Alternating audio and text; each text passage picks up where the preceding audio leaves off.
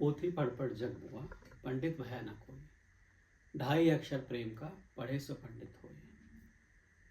भीड़ आज के जीवन में इतनी है, कोई भी अब विचारों की, सुविचार कुविचार और उथल पुथल तो कितनी है ही, हम सब जानते ही हैं। अभी महाकुंभ के नाम पे जो स्नान, जो हमारी श्रद्धा आस्था का जो बहुत बड़ा सनातनियों का विषय है, वो भी एक समापन हुआ है। लेकिन मैंने देखा और बहुत जिज्ञासु व्यक्तियों को जानने का प्रयास किया या देखने का प्रयास किया, सुनने का प्रयास किया या खुद पूछने का या उसको समझने का प्रयास किया। अभी तक बहुत बड़ी मेजोरिटी ऐसी है कि जो अभी शास्त्रों में थोड़ा सा भी जाके ये नहीं समझती, हम कर तो रहे हैं, हम आ तो रहे हैं, लेकिन क्यों कर रहे हैं, इसका पर्पस क्या है, किस लिए करना है, किस लिए जाना है, बस भीड़ का एक हिस्सा बनने से नहीं होगा। तो हो सकता है कि ये जो इन्फॉर्मेशन है ये किसी काम आ सके किसी भी व्यक्ति के। और वैसे तो हमारा अपना जो टारगेट होता है, हमारा अपना ना व्यू बढ़ाना है, ना किसी चीज़ में कोई मार्केटिंग करना है। अगर कोई मन करता है, कई बार किसी चीज़ पे बोल देते हैं, किसी एक व्यक्ति के भी किसी काम आए तो बहुत अच्छी बात है, नहीं आए तो हम तो जय सीताराम में लगे हुए हैं। आप भी सीताराम जपिए, और नाम जप से कोई बड़ी महिमा होती नहीं है। बाकी तो साधु ऐसा चाहिए जैसे सूप सुहाए, सार सार को ग्रहण करे, अथोता देव राय।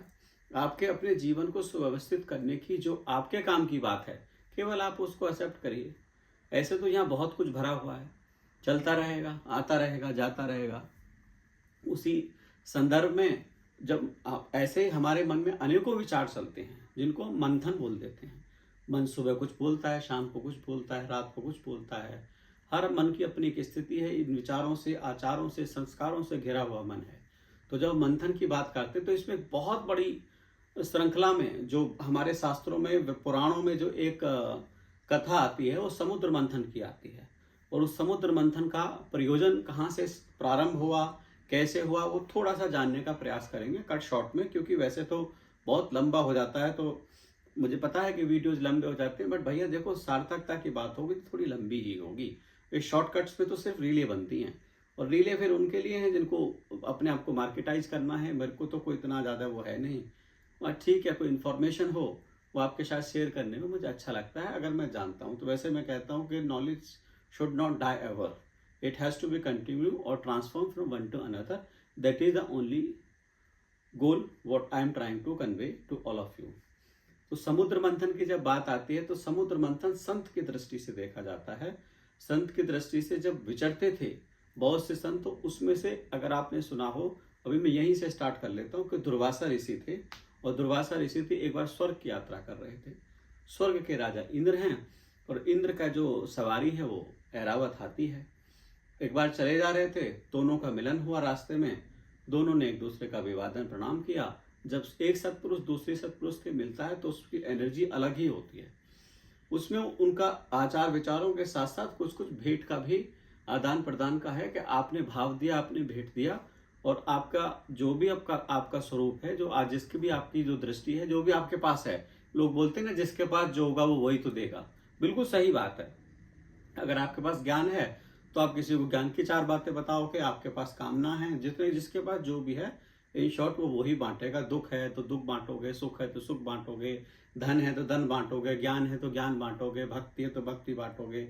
मतलब सिर्फ वही उस बात में निहित हो जाता है। तो जब दुर्वासा जी चलने लगे तो उन्होंने अपने प्रसाद स्वरूप या अपने आशीर्वाद स्वरूप इंद्रदेव जी को एक माला अर्पण करी। और माला जब कोई संत किसी को देता है, माला देता है या मंत्र देता है या भाव की बात करता है, सद्भावना की बात करता है, सत्संग की बात करता है, जो इस श्रेणी में सबसे ऊपर ऊंचा है, सत्संग से ऊंचा कुछ नहीं है, तो वो माला देकर दुर्वासा जी चले गए। इंद्रदेव थे तो थोड़ा सा अभिमान होता ही है जब आप सत्ता में होते हो तो, और आपको लगता है कि फिर मैं ही मैं हूँ, और ये हम सबकी कहानी है। थोड़ा सा हुआ नहीं है और आप करने लग जाते हैं, मन में विचार आने लग जाते हैं। इसी को व्यवस्थित करने के लिए सत्संग और शास्त्रों की व्यवस्था है, ताकि हमको ज्ञान रहे, हमको आभास रहे कि हमको किस रास्तों से होकर जाना है और किन से बच के जाना है। खैर, टॉपिक पे आते हुए, वो माला इंद्रदेव ने ऐरावत हाली के गले में डाल दी और ऐरावत ने अपने सूंड से उस माला को नीचे गिरा दिया। परिणाम स्वरूप वो माला छिन्न भिन्न हो गई। संयोग वश है कि उसी रास्ते से दुर्वासा जी फिर निकले, तो उन्होंने वो माला देखी तो उनको बड़ा बुरा लगा, क्योंकि उन्होंने तो बड़े प्रेम से वो माला उनको दी थी।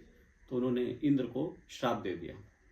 श्राप माने मतलब मन में उनको अच्छा नहीं लगा, तो उन्होंने सोचा कि यार मैंने तो इतने भाव से इतने प्रेम से उसको दी और उसको इसकी जरा सी भी कदर नहीं, तो जा आज के बाद वो दरिद्र हो जाएगा। दुर्वासा ऋषि का जो क्रोध है, देखो अगर आप तपस्वी हो, अगर आप भक्त हो, उसके बाद भी अगर आप क्रोधी नहीं हो तो आप उच्च कोटि के संत नहीं हो। संत और क्रोध का भी सीधा सीधा संबंध है, क्योंकि आपकी जरा सी भी चेष्टा, जो व्यक्ति तपस्वी होगा, साधना में होगा, भक्ति भाव में होगा, उसका अगर एक भाव भी अगर आप खिन्न करेंगे तो उसको फिर क्रोध आना स्वाभाविक है। खैर, तो धीरे धीरे उसका प्रभाव आना शुरू हुआ। इंद्रदेव दुर्गति को प्राप्त होने शुरू हुए। ऐसे बहुत कल्प बीते तो एक समय ऐसा आया कि वो बिल्कुल दरिद्र हो गए।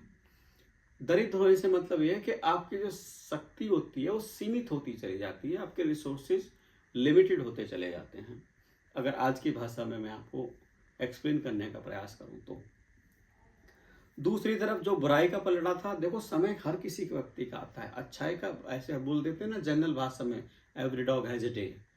तो अगर आप देवता हैं तो इसका ये कतई मतलब नहीं है कि आप हमेशा ही संपन्न रहेंगे, आप हमेशा ही खुश रहेंगे, आप हमेशा ही आपकी जो मनोकामनाएं सब पूर्ण होंगी, आप पुण्य से लबालब रहेंगे, ऐसा नहीं है।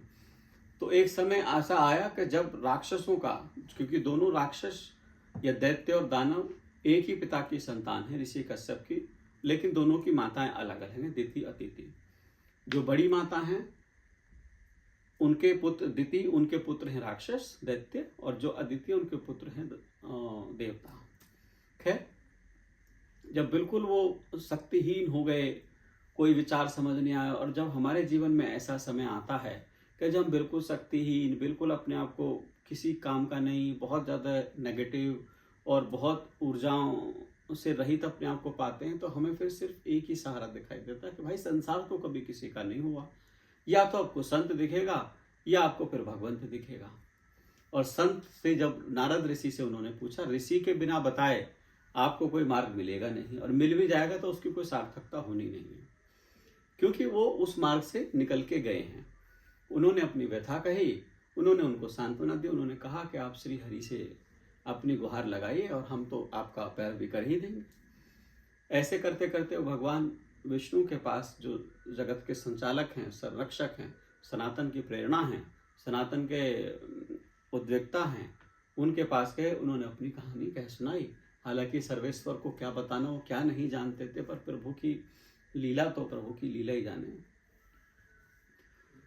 उन्होंने कहा कि आप मंथन करिए, और मंथन करने से जो भी आपको पदार्थ मिलते चले जाएंगे, उन पदार्थों का आपके जीवन में संसार के लिए उपयोगिता बढ़ेगी।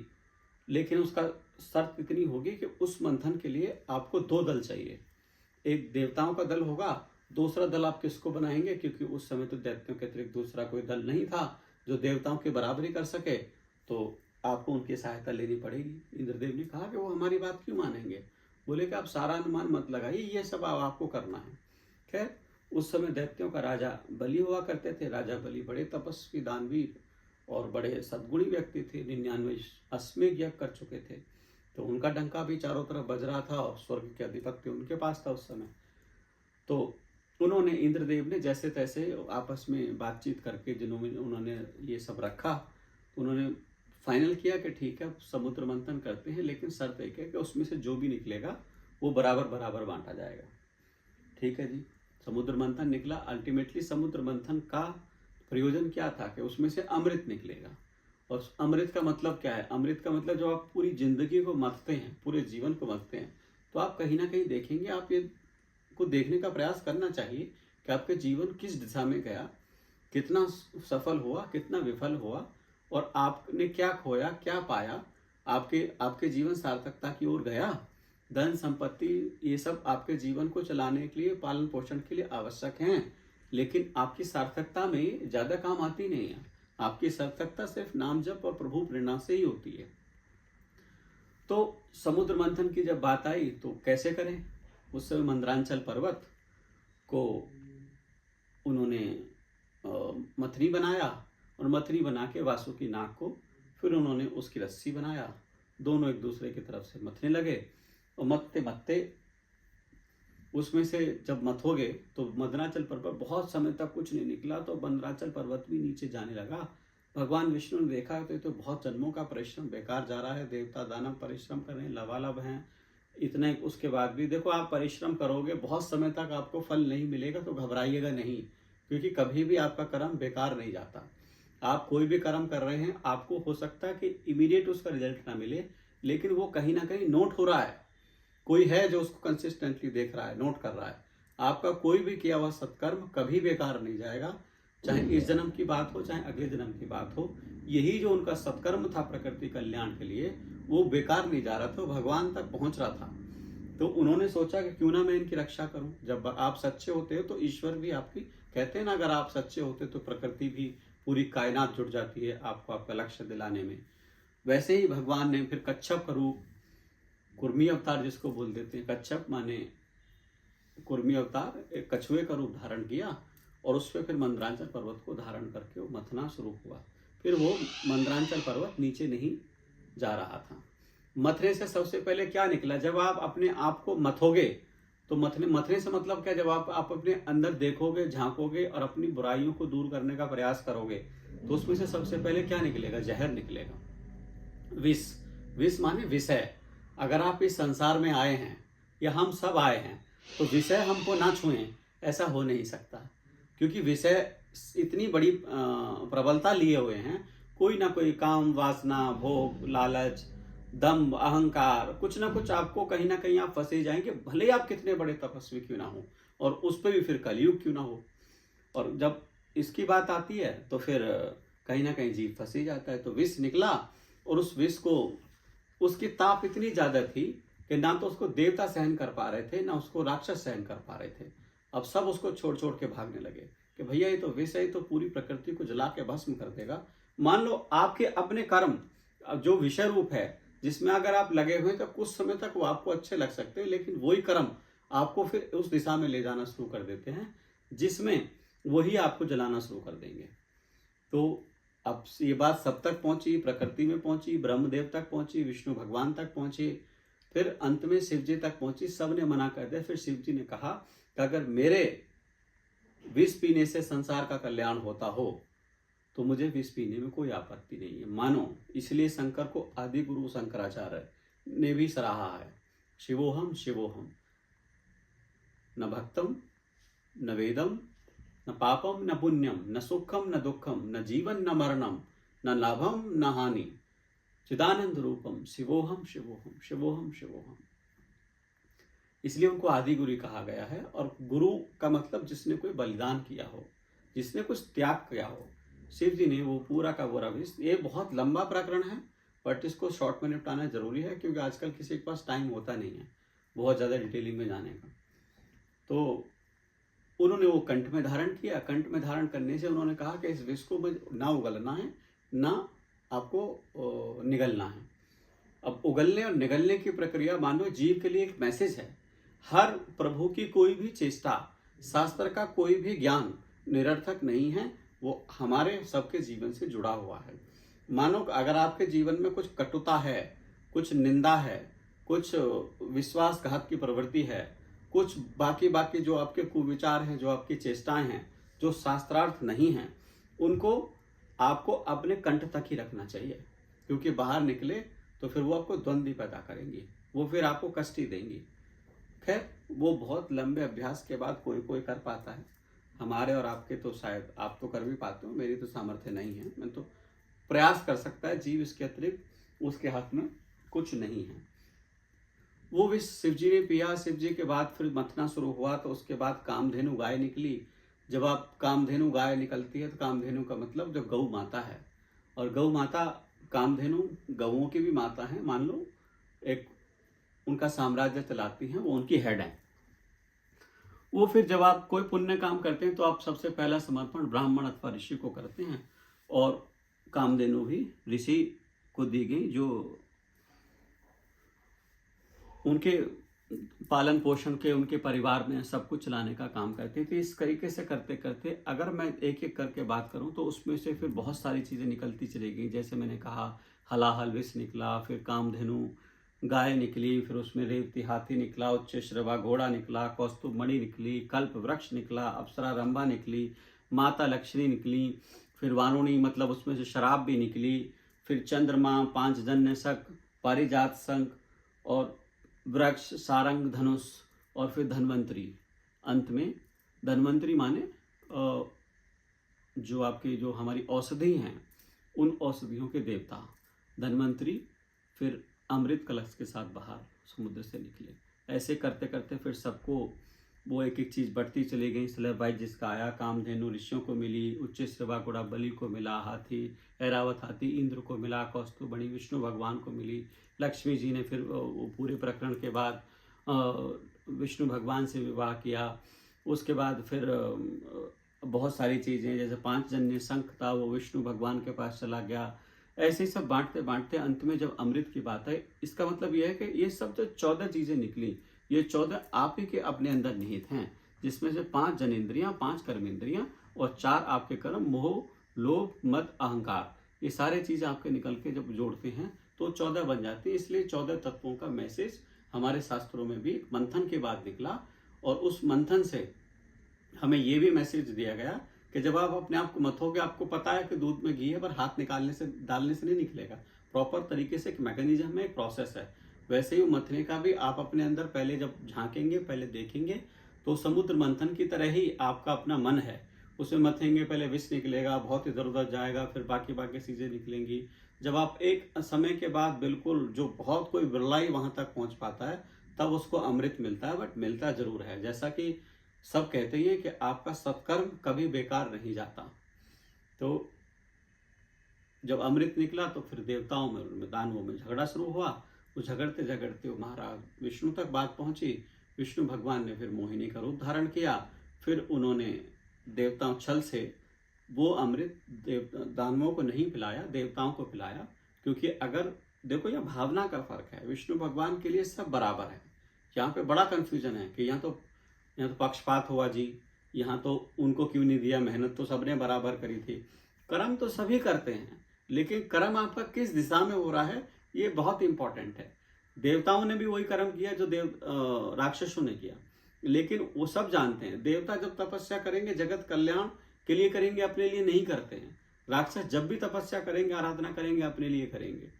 उसमें बहुत हिरण्यकश्यप हुए, फिर आपके हिरण्याक्ष हुए, रावण हुए और कुंभकर्ण और दुनिया भर के राक्षस हुए, जिन्होंने इतने इतने सब शुंभ निशुंभ और बहुत सारे आदि आदि देव राक्षस हुए, जिसमें आप ये देखेंगे कि उनका सिर्फ अपने लिए होता है। माने इसका मैसेज क्या है? जो जीव, जो व्यक्ति सिर्फ अपने बारे में सोचता है, मैं, उसका क्या लॉजिक है? ठीक है, आप आज के समाज में अपने आप के बारे में सोचना चाहिए, सोचते भी हैं, लेकिन कभी थोड़ा सा उसे उठ कर आप स्वयं ही देखेंगे तो आपके मन में स्वयं ही वो जागृति आनी शुरू हो जाएगी कि नहीं, कुछ तो है जो मुझे संसार को बांट के जाना चाहिए।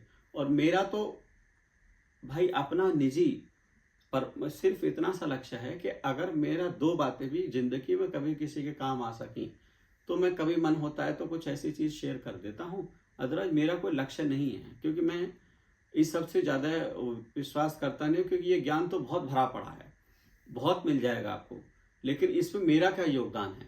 अगर इसमें इस मेरे योगदान से, मेरे छोटे से प्रयास से अगर ये सब आप तक पहुंच जाता है और आपको हो सकता है बेहतर तरीके से थोड़ा समझ में आता है या जीवन में इम्प्लीमेंट हो सकता है, तो इसमें मेरा क्या जाता है? यहाँ तो कोई न सदा रहा है न सदा रहेगा, जमाना किसी का, ये तो आना जाने वाली बात है।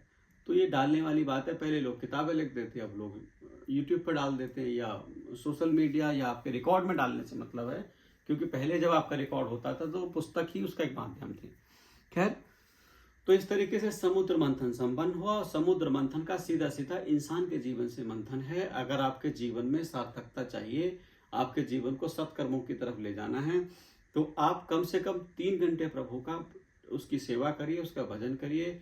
आगम निगम दिगंबरम निर्गुण सगुण सब प्रभु एक ही है। जब आप सगुण की सेवा करते हैं तो आपका ध्यान निर्गुण तक पहुंचता है। ऐसे ही हमारे सनातन की जो व्यवस्था है सगुण से शुरू होती है, माने मूर्ति पूजा से शुरू होती है, जिसमें प्रतिबिंब के थ्रू आपको दिखाया जाता है, जिसमें थोड़ा संभलना आसान है।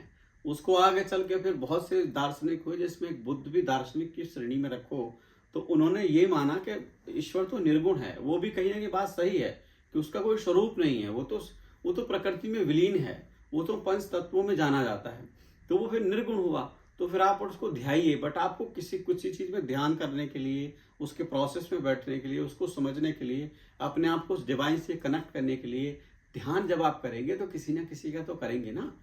तो उस निर्गुण का कर लीजिए, सगुण का कर लीजिए। सगुण आपके सामने प्रत्यक्ष मूर्ति रूप में है, निर्गुण आपकी चेतना में है, बात दोनों की एक ही है, पहुंचना आपको एक ही जगह पर है।